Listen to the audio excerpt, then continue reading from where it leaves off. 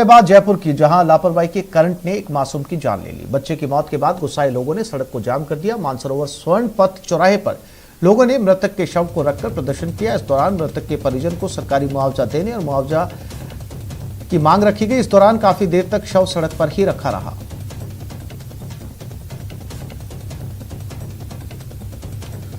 हालांकि बाद में नगर निगम के मानसरोवर जोन उपायुक्त मौके पर पहुंचे। उन्होंने मृतक के एक परिजन को संविदा कर्मी के बतौर नौकरी देने का आश्वासन दिया और यथासंभव मदद का भरोसा दिलाया। मानसरोवर जोन उपायुक्त ने यह भी कहा कि एक जांच कमेटी का गठन कर दिया गया है, जो 3 दिन में जांच रिपोर्ट देगी और उसके बाद दोषियों पर कार्रवाई की जाएगी। इसके बाद लोगों ने जाम हटाया और शव का दाह संस्कार किया। मामले को लेकर और जानकारी दे रहे हैं हमारे संवाददाता दीपक व्यास। जयपुर के मानसरोवर में सेक्टर 42 के पार्क में एक बच्चे की करंट लगने से मौत के मामले में अब लोगों में आक्रोश है और यही वजह कि जयपुर के स्वर्णपथ चौराहे पर जो बच्चे का शव है उसको रखकर जो स्थानीय लोग हैं वो यहां पर प्रदर्शन कर रहे हैं। आप तस्वीरों में देख सकते हैं कि जयपुर के स्वर्णपथ चौराहे पर लोगों ने जाम लगा दिया है और इस मासूम के 11 साल के बच्चे के शव यानी कि गौरव केसवानी जो है उसके शव को यहाँ पर रखकर जो लोग हैं वो यहाँ पर जाम लगाकर बैठे हैं। आखिर क्या वजह है वो स्थानीय लोगों से हम जानने की कोशिश करते हैं कि आखिर क्यों इन लोगों ने यहाँ पर जाम लगाया हुआ है, क्या वजह, क्यों जाम लगाए? सरकारी नौकरी दो या मुआवजा दो, उनकी घोषणा की जाए। इनकी घोषणा के खातिर। और 2 साल पहले भी एक बच्चा यहाँ पे फाल्ट से मरा था पार्क के अंदर, कोई ध्यान नहीं दे रहे। आए दिन यहाँ पे जुआ अड्डा शराब पार्क में दिन भर चलता रहता है, कोई भी ध्यान नहीं देता है। आए दिन पार्क में फाल्ट होते रहता है, करंट होता रहता है हर पार्क के अंदर। अब क्या चाहते हैं लोग? तो ये मुआवजा दो या सरकारी नौकरी दो।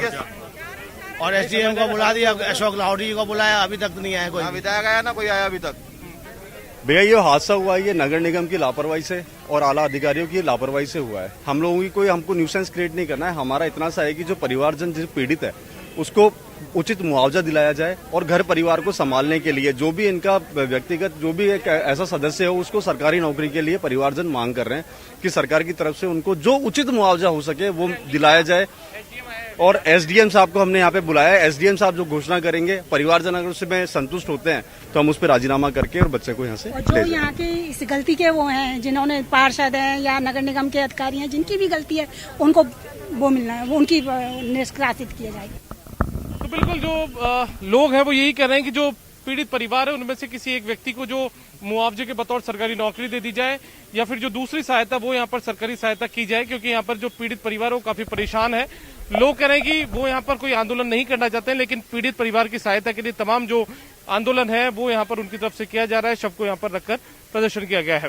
कैमरा पर्सन यासीन के साथ दीपक व्यास, न्यूज 18 राजस्थान, जयपुर।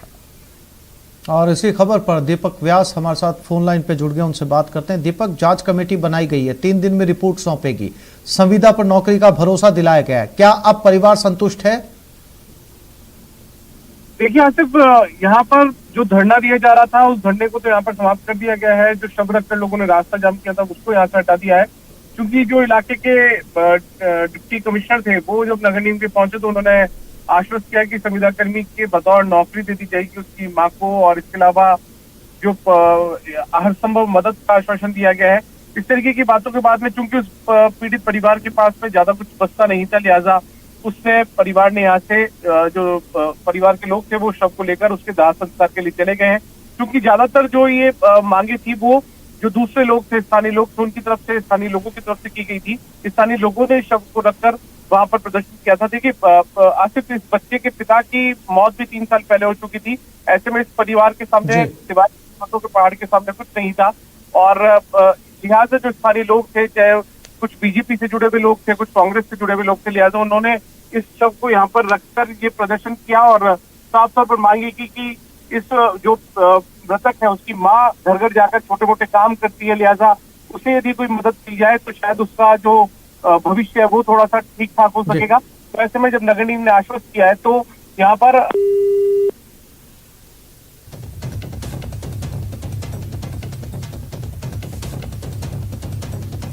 लगता है दीपक से संपर्क टूट गया है। जैसा कि हमारे संवाददाता बता रहे थे कि फिलहाल धरना समाप्त कर दिया गया है और उपायुक्त की तरफ से संविदा पर नौकरी पर रखने का आश्वासन मिला है। साथ ही कमेटी गठित की गई है, 3 दिन में रिपोर्ट सौंपेगी और 3 दिन के बाद जाकर इस मामले पर कार्रवाई की जाएगी।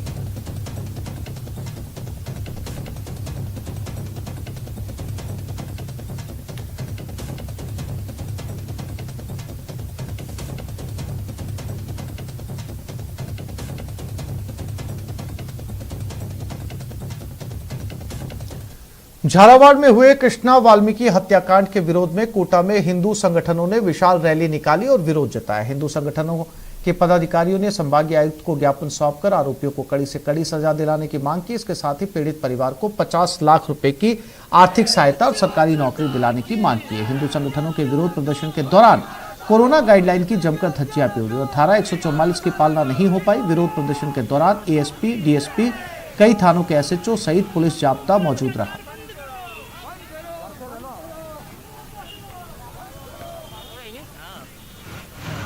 शहर का वाल्मीकि समाज चुपचाप नहीं बैठेगा जब तक उन हत्यारों को सरकार के द्वारा फांसी नहीं हो जाती, तब तक पूरे वाल्मीकि समाज में आक्रोश रहेगा, पूरे हिंदू समाज में आक्रोश रहेगा। हम इस मांग को लेकर के, एक जघन्य हत्या हुई है, एक व्यक्ति खो दिया है परिवार ने, एक समाज ने अपना पुत्र खोया है। जैसे बंगाल में घटनाएं हो रही है उस प्रकार से राजस्थान में घटनाएं घटित हो रही है। अब हिंदू समाज चेत गया है, जागृत हो गया है। अब हम चुप नहीं बैठे रहेंगे। इसी को लेकर शिवा सरदार की हत्यारों को गोली मारो, सालों को कृष्णा के हत्यारों को गोली मारो, सालों को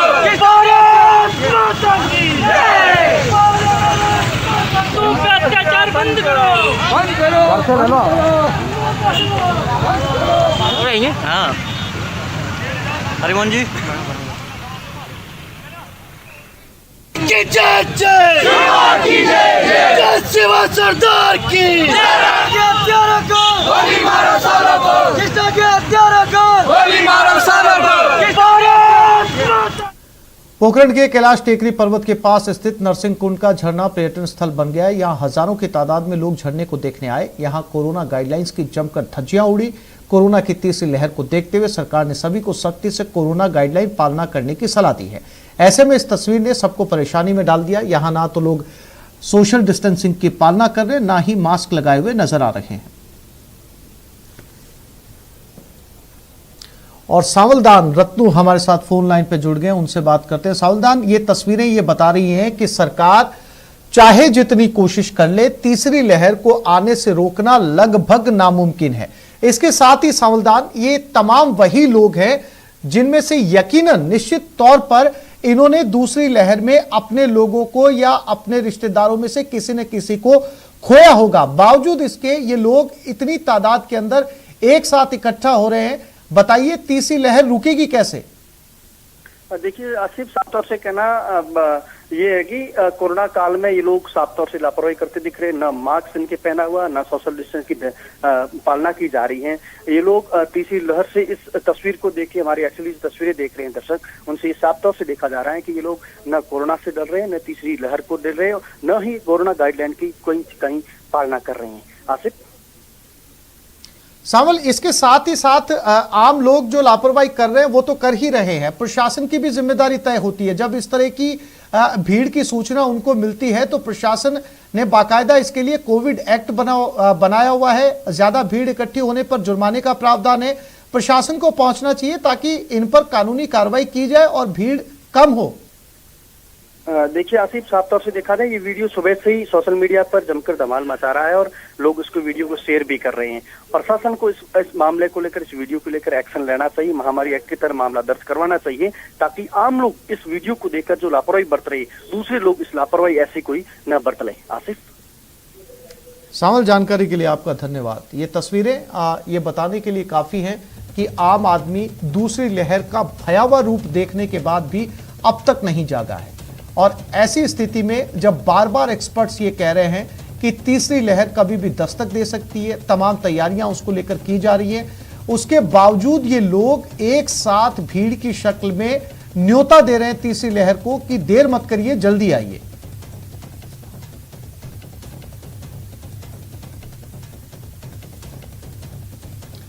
और अब बात न्यूज 18 के खबर के असर की। न्यूज 18 ने प्रतापगढ़ कोतवाली थाने के कोतवाल मदनलाल खटीक के विदाई समारोह पर हुई पार्टी की खबर को प्रमुखता से दिखाया था। समाचार में सोशल मीडिया पर वायरल हुए उस वीडियो को भी दिखाया गया था जिसमें कोतवाल घोड़ी पर बैठे विदाई समारोह का जश्न मना रहे थे। जुलूस में बिना मास्क पहने लोग डांस कर रहे थे। सोशल डिस्टेंसिंग की जमकर धज्जियां उड़ाई जा रही थी। खबर दिखाए जाने के बाद कोतवाल मदनलाल खटीक और जुलूस में शामिल पुलिसकर्मियों पर महामारी एक्ट के तहत मुकदमा दर्ज कर विभागीय कार्रवाई शुरू कर दी गई है। पार्टी का वीडियो 5 जुलाई की शाम का बताया जा रहा है।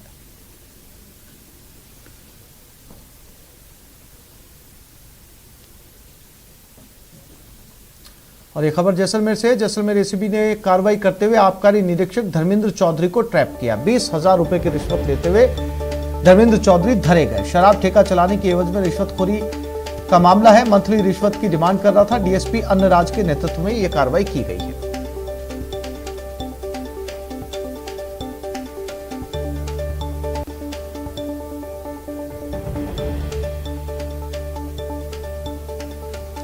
तो मंथली रिश्वत की डिमांड में आबकारी निरीक्षक धर्मेंद्र चौधरी धरे गए।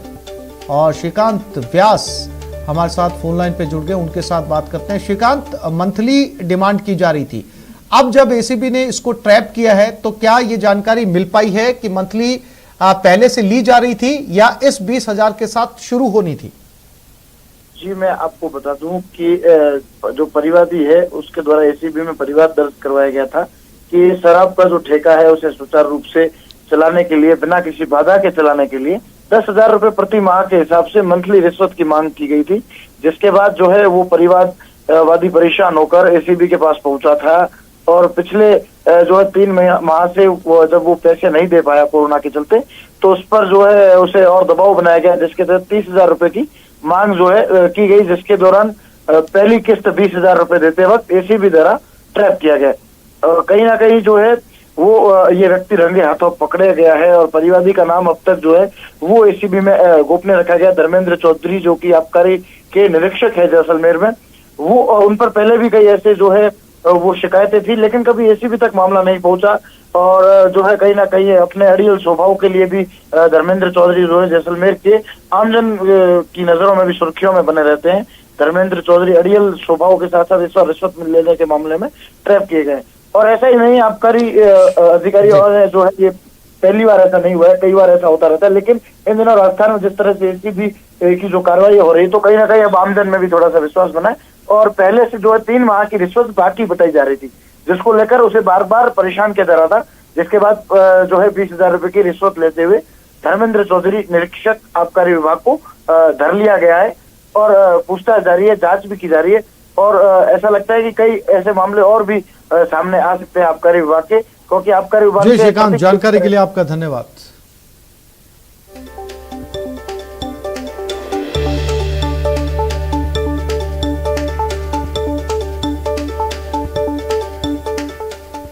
नेटवर्क 18 फेडरल बैंक संजीवनी गाड़ी भारत के कोविड प्रभावित जिलों में जा रही है। वैक्सीन के लिए जागरूकता फैलाने की हमारी इस मुहिम को आप भी अपना सहयोग दीजिए। चलिए आपको दिखाते हैं संजीवनी गाड़ी अब तक कहां कहां गई और आज कहां है।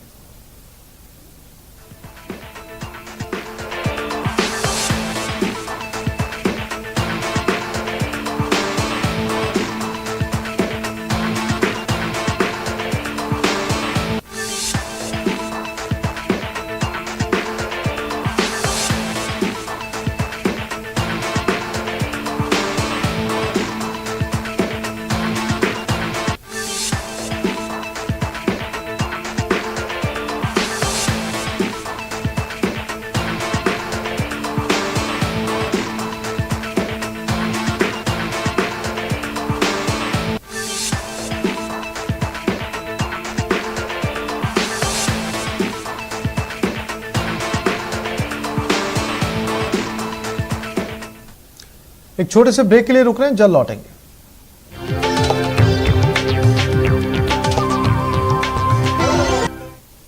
सीकर में बारिश आफत लेकर आई है। गली दरिया बन गई तो सड़कों पर सैलाब आ गया। भारी बारिश ने जनजीवन पूरी तरीके से प्रभावित किया। इन तस्वीरों को देखकर ऐसा लग रहा है मानो आसमान से राहत नहीं, आफत की बारिश हुई हो। सड़कें तालाब में तब्दील हो चुकी हैं। गली गली मोहल्ले मोहल्ले की एक सी तस्वीर है। कहीं घुटनों तक तो कहीं कमर तक पानी भर गया है। ऐसा लग रहा है मानो हफ्ते भर से यहाँ पानी बरस रहा है। लेकिन सच तो ये है कि यहाँ ये 2 से 3 घंटे हुई बारिश का असर है। पानी पानी हुए शहर की ये तस्वीरें सीकर के फतेहपुर कस्बे से आई हैं। गुरुवार की सुबह कुछ ही घंटे में 82 mm से ज्यादा की बारिश हुई और फिर पूरे इलाके में पानी भर गया। खास बात यह है कि बारिश के बाद गली और सड़क पर बह रहा पानी घरों में घुसने लगा। इतना ही नहीं, ये भी खबर आ रही है कि वहां कई जगहों पर दीवारें भी गिर गई हैं। पीओ नगर पालिका, एसआई, तहसीलदार जी और सारे प्रशासन के साथ हम लोग शहर का मुआयना कर रहे हैं। जहाँ जहाँ पानी भरा हुआ है वहाँ हम लोग जाकर के देख के और उस पानी को निकालने की व्यवस्था कर रहे हैं। और चलिए अब आपको दिखाते हैं एक ऐसा रेलवे स्टेशन जो अपने आप में नायाब है। शुक्रवार को पीएम मोदी इसका उद्घाटन करेंगे।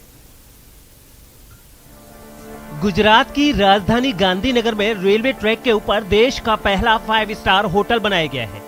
प्रधानमंत्री नरेंद्र मोदी शुक्रवार को गांधीनगर कैपिटल रेलवे स्टेशन के ऊपर बने इस होटल का उद्घाटन करेंगे। इस होटल में 300 से भी ज्यादा कमरे और 3 बड़े रेस्टोरेंट्स भी बनाए गए हैं। खास बात यह है कि इस होटल के नीचे ट्रेनें चलेंगी क्योंकि ये पटरियों पर ही बना है। 5 सितारा होटल गांधीनगर रेलवे स्टेशन के बिल्कुल ऊपर बनी हुई है। 318 कमरे वाली 5 सितारा होटल है ये। दावा किया गया है कि इस 5 स्टार होटल में रेल यात्रियों के साथ ही दूसरे लोगों के लिए भी कई तरह की सुविधाएं दी गई हैं। यहाँ पर पैसेंजर्स की सुविधा के लिए बहुत सारी सुविधाएं प्रदान की गई हैं। इस खास होटल में बने एक रेस्टोरेंट को रेल के डिब्बे की थीम पर बनाया गया है, जहां खाने के साथ ट्रेन में बैठे होने का एहसास भी किया जा सकता है। खूबसूरती बढ़ाने के लिए होटल की दीवारों पर अलग अलग तरह की पेंटिंग्स भी बनाई गई हैं।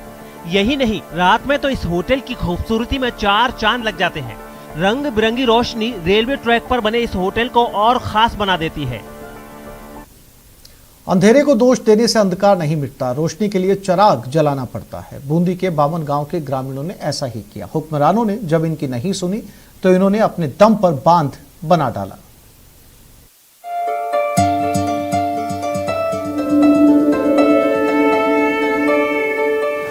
जिम्मेदारों ने किया दरकिनार तो ग्रामीण हो गए खुद मुख्तार। 45 लाख की लागत से बनाया बांध, बेमिसाल बामन गांव बेनजीर बूंदी। अगरचे जोर हवाओं ने डाल रखा है मगर चिराग ने लौ को संभाल रखा है। नाम बेशक बामन गांव है लेकिन ग्राम पंचायत के 13 गांवों के लोगों ने जज्बे और एकजुटता की वो कहानी लिखी है जो किस्से कहानियों में भी शायद ही मिले। जब जिम्मेदार नहीं जागे तो क्षेत्र में लगातार गिरते जा रहे भूजल स्तर से परेशान गांव वालों ने अपने श्रम और संसाधन से 45 लाख का बांध बना डाला। हमारे इस इलाका में सूखा इलाका था और पानी की बहुत परेशानी थी, पीने के लिए पानी नहीं था। हमने 8-10 गांवों ने मिलकर सहयोग से ये 45 लाख की राशि का बांध बनवाया है। बांध बनाने वाले क्षेत्र के पंच पटेलों के मुताबिक क्षेत्र में लगातार गिरते जा रहे भूजल स्तर से उन्हें बार बार नलकूप लगाना पड़ता था, जिसमें काफी खर्च आता था। लेकिन नलकूप लगाने के बाद भी जमीन पड़ तो रह जाती थी। पानी के अभाव में मवेशी दम तोड़ देते थे। इसके बाद गांव वालों ने बांध बनाने की ठान ली, जिसके बाद क्षेत्र के लोगों की पंचायत बुलवाकर 45 लाख रुपए जुटाए गए और बांध बनाने का काम शुरू हुआ। गांव वालों की मेहनत 6 जेसीबी और 46 ट्रैक्टर ट्रॉलियों से 29 दिन में बांध बनकर तैयार हो गया। बांध पर 45 लाख की लागत आई है। अब बांध को बस बरसात का इंतजार है। उम्मीद जताई जा रही है कि अच्छी बारिश के बाद बांध लबालब हो जाएगा और इस क्षेत्र में पानी का सूखा समाप्त हो जाएगा। इसमें क्या है कि पानी का जो स्टॉक हो जाएगा ना, तो इससे क्या भूमि का स्तर है वो भी सुधर जाएगा। और दूसरा सबसे बड़ा फायदा यह है कि 1200 बीघा चरागा भूमि है। इसमें क्या गर्मी के दिनों में जैसे रोजड़े, खरगोश, हिरण बहुत से इसमें मिलते हैं, तो उनको क्या है कि गर्मियों के दिनों में पानी के बहाव में इधर उधर भटकते हुए वो कहीं मैंने देखा है मर जाते हैं। बिना सरकारी सहयोग के ग्रामीणों ने जो किया है वो बेमिसाल है। उम्मीद है कि बांध की बदौलत लगातार गिरते जा रहे भूजल स्तर में सुधार होगा और बामन गांव में पानी की बदौलत अब खुशहाली खिलखिलाएगी। न्यूज़ 18 राजस्थान के लिए बूंदी से चैन सिंह तंवर की रिपोर्ट।